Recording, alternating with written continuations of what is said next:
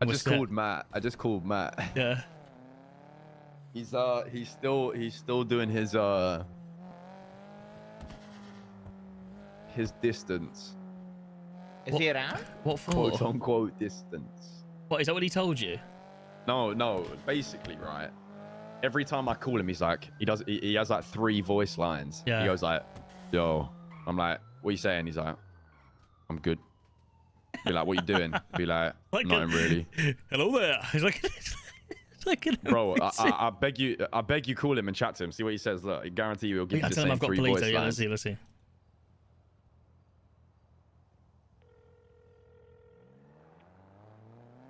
Hello, mate. Hello, mate. What are you saying? I've got Polito codes if you want them. I know it's Polito's, but Dad. You don't want them? Nah, I'm all good, bro. I'll say less. I'll let you know if I get vaulted in a few minutes. Or you're not bothered about that either.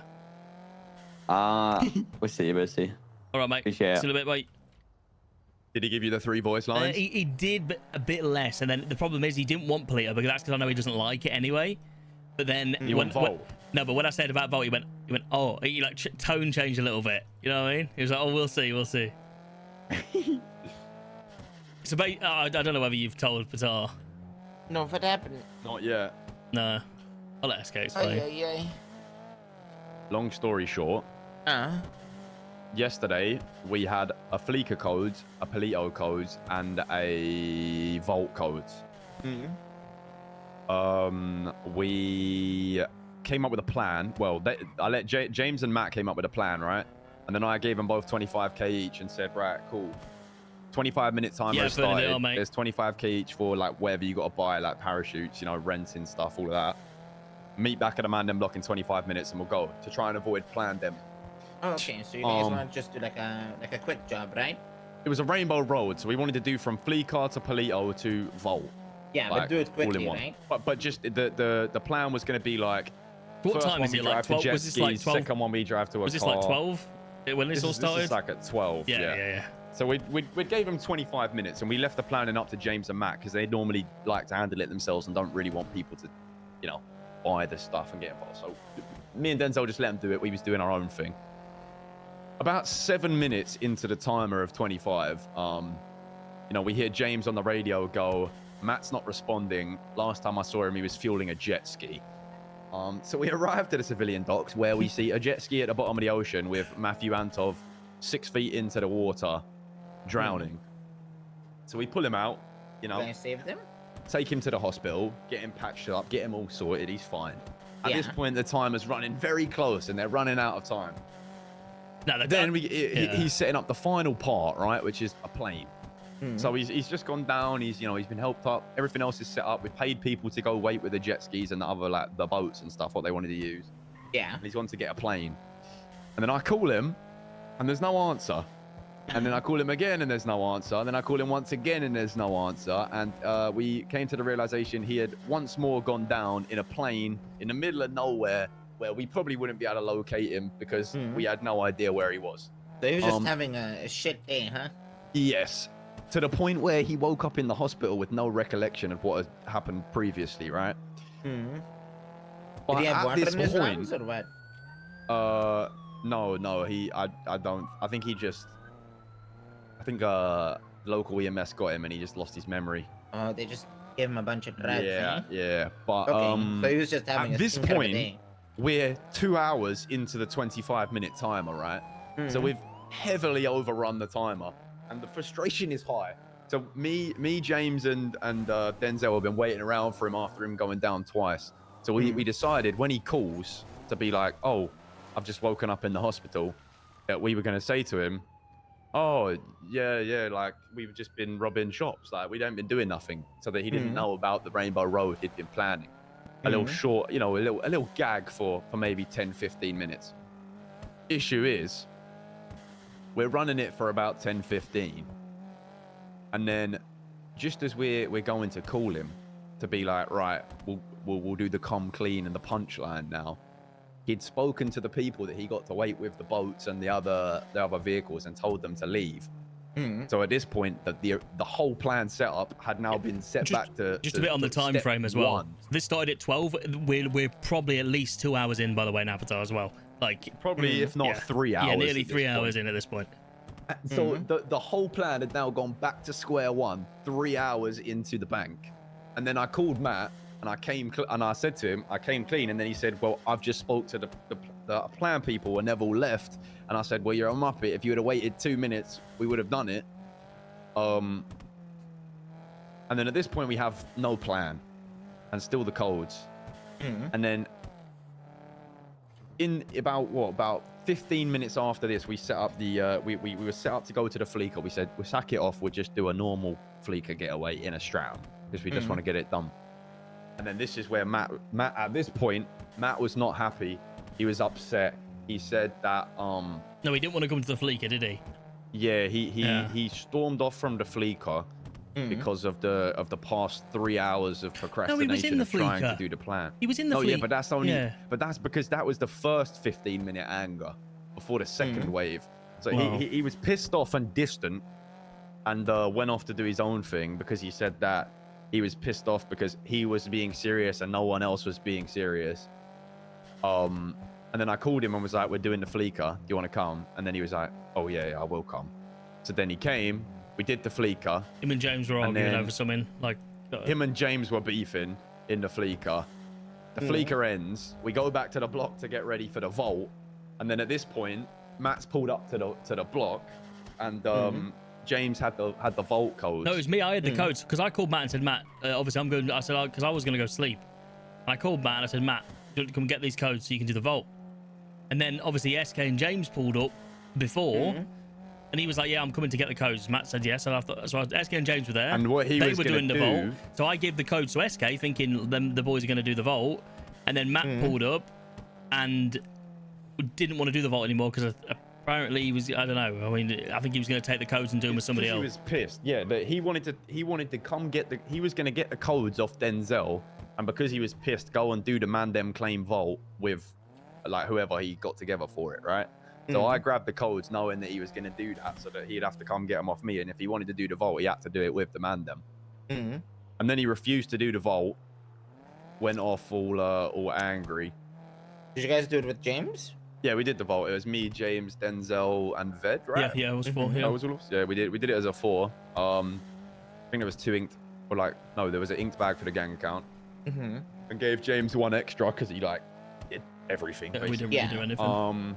And then after that, I called Matt and spoke to him, and he was just his whole reason of being angry was that he was serious and wanting to get people to be serious with him, but people were being not serious. And I said to him, it's completely valid to feel that way, but it's also kind of actually good got that a this taste is of his own happening medicine, because this right? is exactly what you've put everyone through for the last year and a half. No, he felt like what Patar feels like when he just doesn't listen to Patar. Exactly.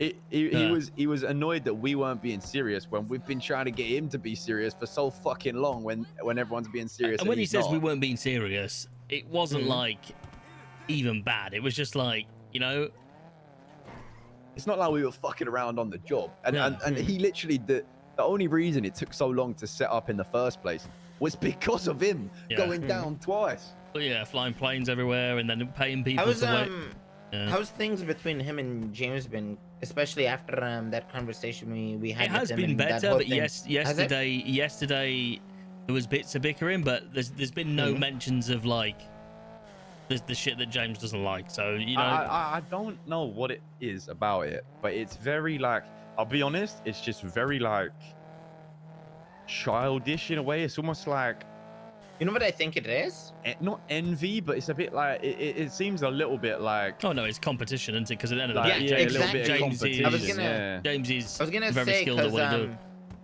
the thing is, Matt was like the golden child when it came to heist, right? Mhm.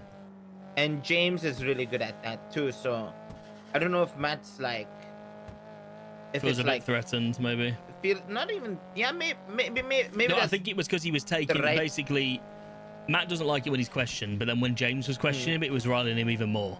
So But I don't. The thing is that doesn't make sense. Yeah, is like I would say that James and Matt before James was Mandem was probably Yep. like the They were two- closest. yeah. Yep, They, that's what I said to him. I'd say Matt was a big factor of James hanging out with us Yep. and getting to the Yeah. MDMA point. But it's like Matt has an issue with him saying anything. But if anyone else said it, It's fine. he Yeah, wouldn't yeah. give a fuck. I remember it's only when, if James says it. I remember when I first met Matt and he was talking about James and he was saying like how good he is and he was going to be Mandem. What like this was when he was still in Street Team. You know what I mean? Like I think that's remember the that thing. coming out of his mouth. Is when James was street team, Matt would accept it. But the second he became MDMA, that all kind of changed. It's only recently since James has been around more and more and more, you know, that they're bickering and arguing and getting in each other's way.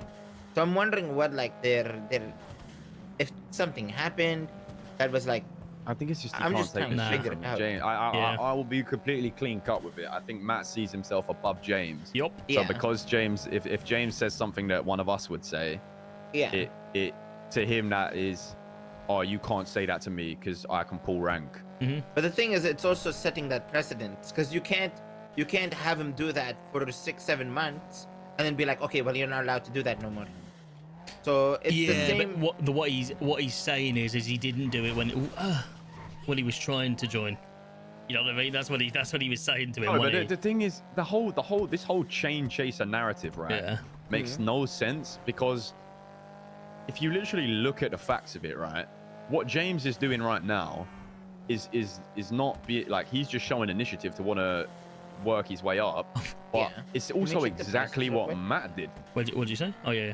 Can you just I'm not check gonna the lie. prices real I don't understand what's wrong with somebody working because they want to change. I don't really get that anyway. Yeah, It makes no but sense. also, it's exactly what Matt did, bro. Yeah. Matt never did. Matt's name would not be mentioned in any way other than a positive way until he got a chain. Yeah. Ooh, 20. 20. Okay. So they're dropping. Yeah. I bought them for 21 the other day. You know what would be the most devious thing is just putting a camera in here and see who comes and buys them. You know? Yeah. Yeah. True. Yeah. I think it's tough because it's like Matt got a taste of his own medicine, and he kind of maybe can understand where all of us come from. Well, no, he can't because But also, instead like- we're dealing with it. He's like, just not dealing with it. Sorry. I feel I said this. I think I said this to you lot yesterday. Like in a way, I feel bad for him because it's like because of the way he's acted so many times, it kind of like devalidates sometimes his like say he has an issue, but it's something he's done in the past and it's a bit hypocritical. It kind of takes a bit of the validness out of his issue because he is being hypocritical. I think It's like the thing boy with- who cried wolf, you know? It's like I think the thing with that- Matt is, whenever I talk to him, he can't be wrong. Like he even if he's wrong, he'll refuse to apologize or be like, I that's beneath me, you know? Because even the other day when James and him were arguing, he told me, yeah, like this, but I'm just gonna add more fuel to the fire instead of trying to fix it, you know? Yeah. yeah. I think that's the thing with him is like, I've never been able to get him to like, he'll understand. He'll be like, yeah, well, that's wrong, but in my mind, it's right. So it's right, you know? Oh, you know, he said to me he's always right. He says he always thinks he's right. Like, just regardless of anything. Even if he's wrong, he says he thinks he's right. Because if he came to me with like an issue, I would take it seriously, but I'd also call him out on his shit. But the thing is, when you call him out on his shit, he kind of shuts down, you know? Yup. Yeah, but I think it's because he thinks he gets blamed for everything. Mhm. But it's easy to feel like you get blamed for everything when you see everything as like a personal attack. You know what I mean? Oh, yeah, absolutely. If everyone had that mentality, then it would feel like you got blamed all the time. You know? Yeah. Yeah, no, for sure. And that's the thing is I like, mean, in fairness as well, like 9 times out of 10, when the stuff he gets blamed for, he has done.